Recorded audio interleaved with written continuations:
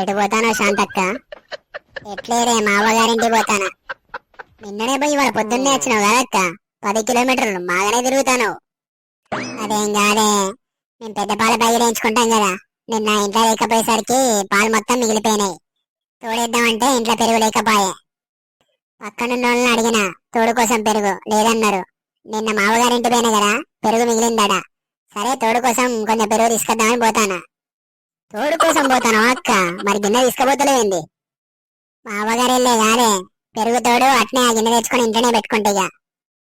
అమ్మో మంచిగా ఆలోచించిన అక్కు. అవును, నువ్వెడిపోతాను? నా మగునికి సలనెరపకాయలు అంటే బాగా ఇష్టం. మిరపకాయలు డాబా మీద ఎండబోదామని పోతే 2 రోజుల నుంచి ఎండనే కొడతలేదు. మా వదనకు ఫోన్ చేసిన, వాళ్ళ సైడ్ బాగా ఎండలు కొడతానయట. పోయి ఆరబెట్టొచ్చిన, ఇప్పుడు పోయి తీసుకొని రావాలి ఇక. ఈ బస్సు ఫ్రీగా పెట్టుడుతోటే ఒకలేమో సల్లనిరపకాయలట, ఒకలేమో పెరుగుతోడట. మొత్తం కూరగాయల మార్కెట్ అయిపోయింది ఇది. అండి, సీట్ల ఖర్చు పేసిన చూసి ఎట్లా కూర్చున్నారు మీరు?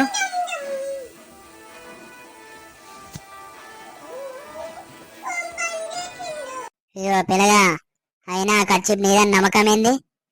నాకు 3 రోజుల నుంచి సర్ది బాగా వచ్చింది. షీది ఆ ఖర్చుకే ఉన్నది. నమ్మకం లేకపోతే తీసి చూసుకోండి. ఏ పోరగా, ఎట్లా కనబడతాను నీకు? చీమిడున్న ఖర్చులు ముట్టుకునే దాని లెక్క కనబడతానా? మీరే అడిగిలు కదా, అందుకే చెప్పిన. ఫస్ట్ మీరు నా సీట్లకి వెళ్ళండి. ఆ సీట్ పైన నీ పేరేమన్నా రాసున్నదా? నేను కూర్చున్నా, నేను లేవనంతే. ఇక మంచిగా చెప్పినప్పుడు లేవండి, లేకపోతే మీ మీద వచ్చి కూర్చుంటే చెప్తాను. అరే పొడరే, ఏం మాట్లాడతాను? నా మొగుడే నా మీద కూర్చోడంటే నువ్వు కూర్చుంటావా? ఏ పిల్లగా, బస్సులో ఏంది నేను?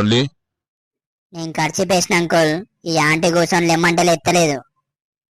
ఓ అమ్మా, ఖర్చు వేసినాక ఇట్లా కూర్చుంటావు నువ్వు? ఎవరయ్యా నువ్వు? 2 క్వింటాల వజన్ ఉంటావు. నువ్వు కూర్చునే ప్లేస్ లో 3 కూర్చోవచ్చు తెలుసా? ఓ అమ్మా, దిమాగ్ ఇట్లా ఖరాబ్ అయింది. నేను ఎంత వజన్ ఉంటే నీకెందుకు? నువ్వేమన్నా తెచ్చి పెడతాను నాకు? మరి నేను ఏడ కూర్చుంటే నీకెందుకయ్యా? నా గురించి నీకు అవసరం లేదు. నా జోలికి నువ్వు రాకుండా నీ జోలికి నేను రాను. ఎక్కడి నుంచి వస్తారో ఏమో వీళ్ళు. ఏ బాబు, ఏంది ఇక్కడ గొడవ? నేను సీట్ల ఖర్చు పేసిన, ఈ ఆంటీ కూర్చొని లెమ్మంటే లేత్తలేదు. ఏ అమ్మా, ఖర్చు పేసినాక ఎట్లా కూర్చుంటావులే? చెప్పేటోళ్ళు చెప్తే గానీ లేవారు. ఏ పిల్లగా, నేను లేచింది కండక్టర్ చెప్పినందుకు కాదు, నా స్టాప్ వచ్చింది దిగనీకి.